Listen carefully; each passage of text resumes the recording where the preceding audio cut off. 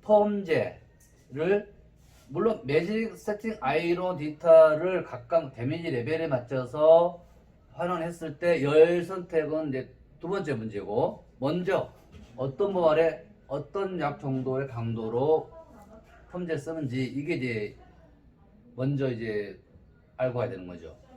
근데 똑같은 pH가 같다고 하더라도 모발에 발랐을 때 환원이 잘 되는 약이 있고 안 되는 약이 있어요. 그걸 어떻게 보냐면 예를 들어서 모발이 이렇게 곱슬 모발이에요. 곱슬 모발인데 펌제를 발랐을 때 예를 들어서 이런 버진의 곱슬 모발이 된다, 이 정도 된다 그러면은 보통 pH 제가 9.3에서 9.2를 써요, 펌제를. 근데 이런 곱슬 모발도 약을 발라놓으면 25분 30분 되면 이렇게 펴져 있어야 돼요.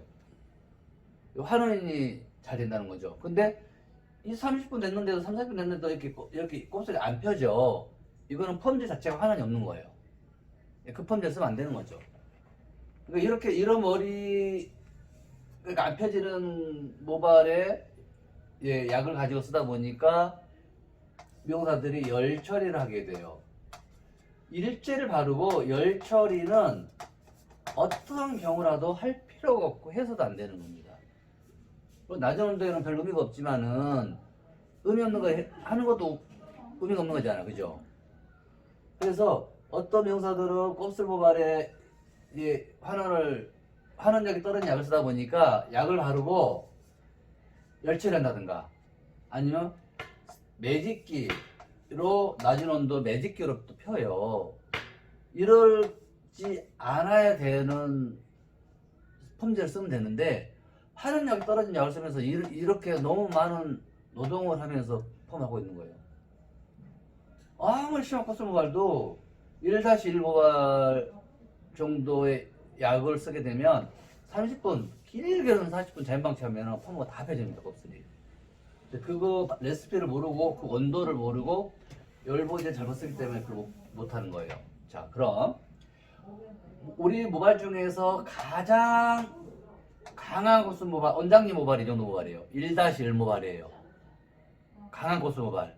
그러면 두꺼워. 자, 이걸 1-2라고 그러고 1-2는 뭐냐면 원장님이 아마 젊었을 때 모발일 거예요. 젊었을 때 모발인데 곱슬이 없는 정도 상태.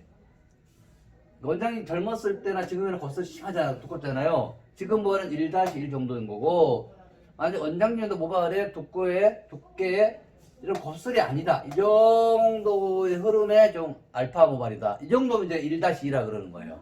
자, 그러면 이렇게 심한 모발은 버진에어에는 펌제를 1-모발은 pH 9.3의 크림약에 그 써있죠. pH 9.2 액상약을 섞어서 약을 바르는데, 약은 가능하면 마른 모발에 바르는 게 좋습니다. 그래야 환원력이 높아져요. 모발에 수분이 묻어 있으면 표면 장력이 있기 때문에 환원력이 떨어집니다. 이미 모발 속에 수분이 들어있으면. 그래서 마른 모발에 바르는 거죠. 근데 물을 섞는 게 아니라 액상약에도 환원제가 똑같이 들어가 있고 크림약에도 환원제가 똑같이 들어있기 때문에 펌제 약을 섞을 때는 액상약을 섞는 게 좋습니다. 다른 걸 섞는 게 아니라, 트리트먼트라 섞는 게 아니라 단위 미리그램당, 얘도 액상약도 크림약도 환원제는 똑같이 6개가 들어있다 그러면, 만약에 다른 트리트먼트나 물이 섞이게 되면은 이 환원제가 6개가 아니라 3개, 2개로 이제 미리그램당, 부피당 이렇게 숫자 줄어드는 거죠. 그래서 환원력이 떨어지는 겁니다. 그래서 우리가 지금 쓰고 있는 펌제는 그 환원력이 아마 우리나라에 쓰는 펌제 중에서 뭐 수입品가장 높은 펌제라고 생각하시면 돼요. 환원력이. 그래서 퍼버가 탄력이 이렇게 쉽게 잘 나올 수가 있어요. 환원이 잘 되니까. 연화가 잘 되면은 물론 펴지긴 하겠죠. 약하게 나빠지게. 근데 두 번째 펌하기 힘들어지는 거죠. 그래서 펌제는 연화가 잘 되는 펌제를 쓰는 게 아니라 환원이 잘 되는 펌제를 써야 된다. 네, 이게 중요한 핵심인데, 그래서 이 펌제를 섞어서 원장님 볼도 이거에 7대 액상 3을 7대 3을 섞어서 환원한 겁니다. 그리고 시간은 길게 봤을 때는 30분 드는데 보통 25에서 30분이면 거의 환원이 돼요.